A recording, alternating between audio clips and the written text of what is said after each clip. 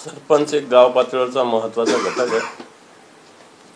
तो कोणत्याही पक्षाचा असेल। लोक जनरली गावातले काही घटना घडली, सुखाची असेल दुःखाची असेल, सरपंचाला कळवत असतात आणि सरपंचाला आपल्या गावातल्या माणसाची बाजू घ्यावी लागते। अर्थात अशी ज्यावेळेस बाजू घेतली जाते त्यावेळेस या सरपंचाच्या विरोधात वेगवेगळ्या पद्धतीनं दबाव, दहशतवाद माजवण्याचे प्रकार मोठ्या प्रमाणात सुरू झाले। त्याच्यात एक घटना आपण बीडची मस्साजोगची बघितली। सरपंच होता, त्याला गावातल्या एका वॉचमननी बोलवलं म्हणून गेला, म्हणून घटना घडली।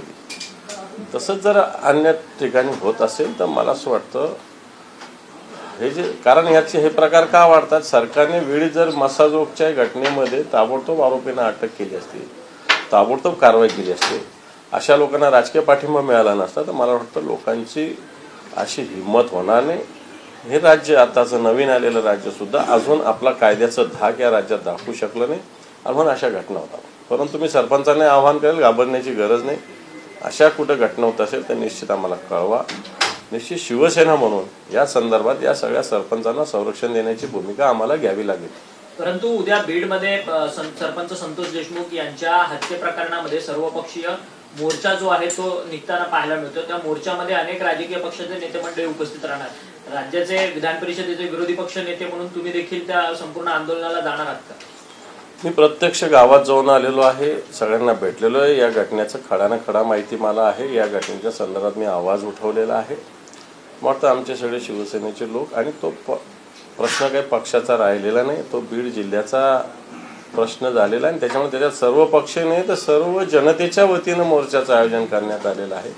पक्ष म्हणजे जनता असते अशातला काही भाग नाही, सर्व जनतेच्या वतीनं या मोर्चाचं आयोजन केलं। त्याच्यात शिवसेनेचे सगळे पदाधिकारी, सगळे शिवसैनिक सहभागी होणार आहेत। खरं तर वाल्मिक कराड ज्यांचं नाव या सगळ्या हत्या प्रकरणामध्ये पुढे येतंय, ते वाल्मिक कराडांना गेले 18 दिवस अजूनपर्यंत कोणत्याही प्रकारची अटक झालेली नाहीये।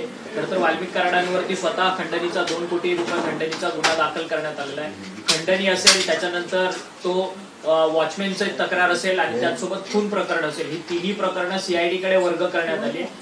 तरी देखील सीआयडी कडनं अद्याप कोणालाही अटक करण्यात आली नाही। महाराष्ट्राचं पोलीस खातं एवढं कुमकुवत आहे असं मला मुळीच वाटत नाही।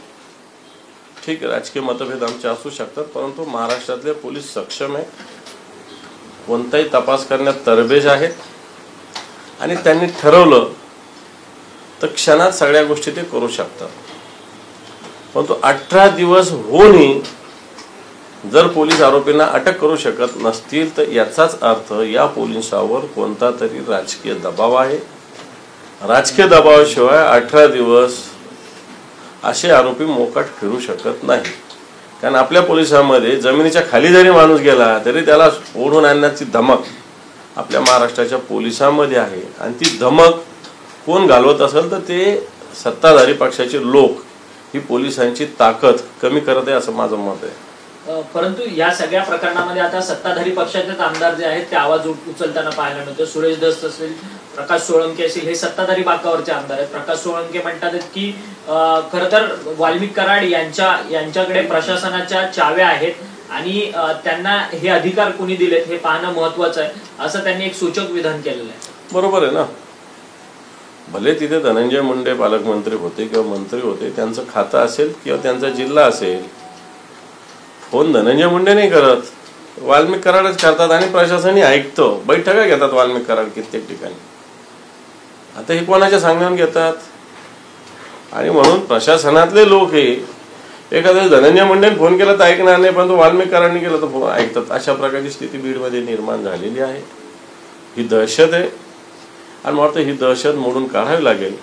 परंतु सत्ताधारी पक्षाचे लोक बोलतात त्यांनी त्यांच्या मुख्यमंत्र्याकडे, त्यांच्या उपमुख्यमंत्र्याकडे जाऊन बसावं ना। ते राजकीय हेतून बोलतात की आम्हाला त्यांना प्रश्न आहे। प्रकाशदादा असतील, प्रकाशदादा एक आदरणीय नेतृत्व आहे आमच्या मराठवाड्यातलं, माजलगावचं। सुरेश धस असतील, तळागाळातले नेते मान्य आहे मला, परंतु तुम्ही नुसतं बोलता ना। तुमचं इथं राज्यात या सरकार आहे तर तुम्ही जाऊन बोला तुमच्या मुख्यमंत्र्याकडे, उपमुख्यमंत्र्याकडे। तुम्ही त्यांना बोलणार नाही, आपल्या भूमिका व्यक्त करणार, हा दुटप्पीपणा झाला असं माझं स्पष्ट मत आहे। या सगळ्या पक्षप्रमुख बीडला जाणार आहेत का या सगळ्या संदर्भात भेट देण्यासाठी? हे पक्षप्रमुख हा संघटना म्हणून भूमिका असते, संघटना म्हणून मराठवाड्या जबाबदारी माझ्याकडे. मी तिथे जाऊन आलेलो आहे, विरोधी पक्षनेता म्हणून सुद्धा भेटून आलो आहे कुटुंबियांशी. सगळ्या जे काही असेल त्या सगळ्याच्यामध्ये आम्ही सहभागी आहोत. आणि मला असं वाटतं की सगळ्यांनीच जाऊन येणं याच्यापेक्षा या कुटुंबियांना न्याय मिळवून देणं हे महत्त्वाचं आहे. मला वाटतं शिवसेना त्याच्यासाठी झटत राहील.